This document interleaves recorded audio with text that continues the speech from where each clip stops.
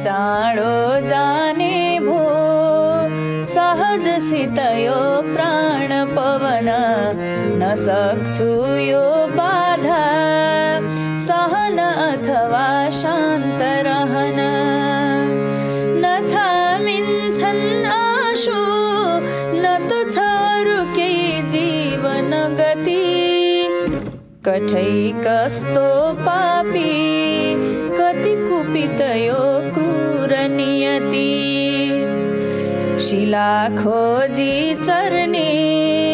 सफर सुख गर्ने गगनमा ठहर्ने शाखामा मधुर सुर भर्ने पवनमा